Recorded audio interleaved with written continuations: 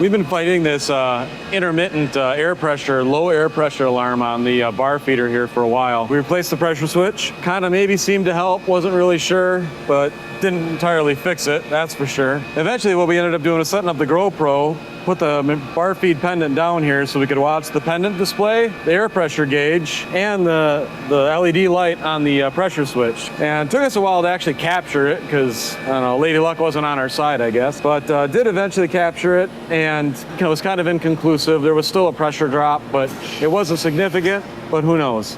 LED didn't look like it changed color. Zach will insert a little clip showing that maybe.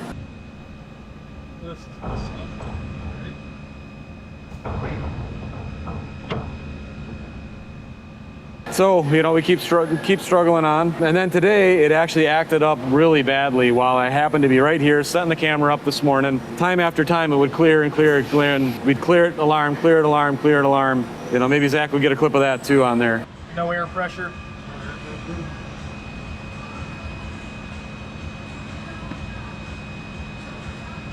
And it faulted again, no air pressure. Again, no air pressure. No air pressure. All right, we're winding up on it here. No air pressure. So, to me, it wasn't a pressure drop. So actually, I should back up. Before we started the day here, after we got our first alarm of the day, we hooked up the independent air line to the bar feeder itself so that it wasn't possibly being starved of compressed air from the lathe. I really didn't suspect that was an issue, but wanted to eliminate the possibility. So it had its own airline. It was still alarming out.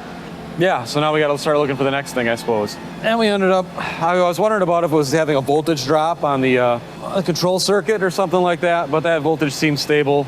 Didn't seem anything going on there. Started looking at wiring issues, wondering about a loose connection, right? You get intermittent alarms like that seem to be sporadic. They happen repeatedly and then they don't happen for a while. I think loose connection. So I jumped in here, looked for loose connections. I'd done that once before already, but figured let's try it again. Nothing seemed to be an issue. I could wiggle wires, wasn't getting further alarms.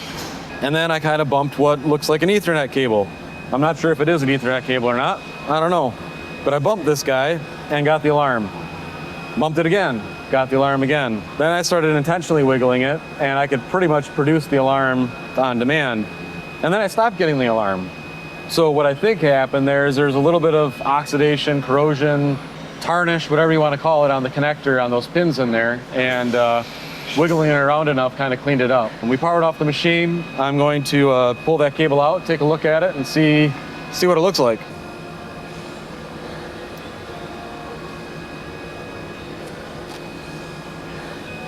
I'll pull it out here so we can take a look at it.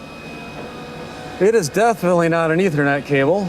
It might be a similar form factor, but it is not just plain Ethernet. And you can definitely see, I don't know if Zach will be able to zoom in on it or not and see, but you can see just a touch of like little black deposits built up right towards the tips on top of the contacts there. So I'm gonna take a harder look at that, maybe try and clean it up a little gently. Something like a toothpick would be good. Connect her back up and see if our issue all along was just a loose connection, which kind of is where I started at one point, but sometimes you end up back right where you started. All right, so we thought we had that licked with the connection, still got the alarms, but what I realized is, you know, that cable's got two ends to it, so let's check the other end.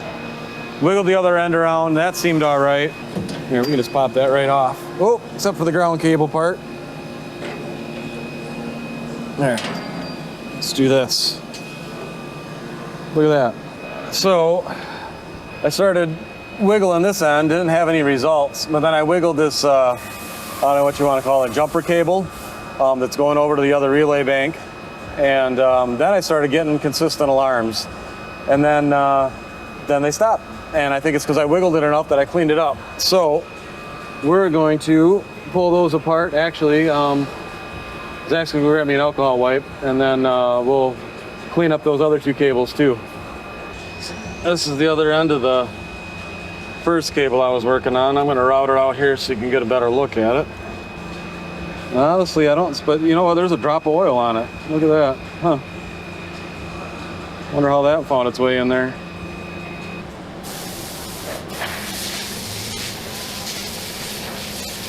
just holding the lock down, and I'm gonna put it in and out of the connection a few times. Make sure that's not an issue. So we know that guy goes on the top. Pull this guy out. I'm gonna go ahead and pull this guy out both ends. So now that looks like a standard Ethernet cable. That's interesting. I was expecting it to have the same configuration as the other one. I'm gonna do the same thing. I'm gonna hold the lock tab down. Kind of work it in and out of there. So, yeah, if anyone out there knows what type of interface this is on this Bosch or X-Rock, drop it in the comments, let us know. I could probably go look it up. I mean, I know I could go look it up, but for what we're doing right now, I don't find it terribly relevant. I don't know, it doesn't look too dirty or anything. Just gonna plug that guy back in there, make sure it's seated nice. Put that guy in there. I mean, it could be a bad cable too, so we'll find out. There we go. And put some of this other stuff back on here. All right. Well, hopefully, next update is it's been working for 3 days. 3 weeks later. So it's been a week or two since we recorded a little video trying to clean up the plugs and trying to get that that serial network to behave on these Rexroth PLC and I/O modules. And since then, we've replaced the shielded Ethernet cables. That maybe seemed to help, but certainly didn't take care of it. The next logical choice was to replace the I/O module. So there's 2 I/O modules in there. I don't know if Zach can see it quite. We're powered up and running right now, so we're not going to poke around too much. There's 2 I/O modules in there, and so I bought a new I/O module off of eBay and swapped it in to replace I/O module 1. And that didn't help. So then we moved it over and swapped it into I/O module 2. And that seems to have done it. So this is the old I/O module 2. You can see, I don't know if you guys care about this stuff at all, but it uses these little clippy guys to attach the leads on, so I didn't have to like use set screws to take all those leads off. So in the machine itself, all I had to do was unclip the connection block, kind of hang it to the side, unhook them all, and then pop out the I/O module with the little retainer clip there, and then pop the new one in, and then lock in all the wiring blocks. That seems to have done it. And in the meantime, I found the rest of the wireway covers that weren't installed from the previous owner, but we got those in, got that cleaned up, and she looks a little better. We still got to put the cover on it and keep our fingers crossed that that takes care of it. So don't know what's all going on with that thing, but seems to be going good now. And we had to replumb the air on it because when we were having those issues with the air pressure alarm, turns out it's actually the serial bus on the PLC and not the air pressure itself, but we had replumbed the air, put it on a different line, tried to do things like that. So this morning we put it back on its original setup, so. Well, that's sweet. There you go.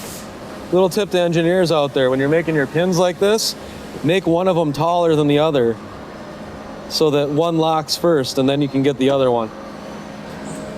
Hey, if anyone knows where to buy the right key for that, I bet you can, I bet you I can find it at a McMaster car, right? Everyone knows I'm a fan of that. Someone will probably harass me in the comments for coiling my multimeter leads, but there's a good chance this multimeter is older than they are, so it's certainly older than Zach is. And it seems to be holding up fine. So we got some tools to put away. We'll get all this stuff put away. Look at that, Edge Technologies. There we go. So Barfeed's back running. Think we're happy with it? We'll see. Yeah, hope you enjoyed that video. Give us a like, a subscribe, and remember, drink water. It's a healthy habit.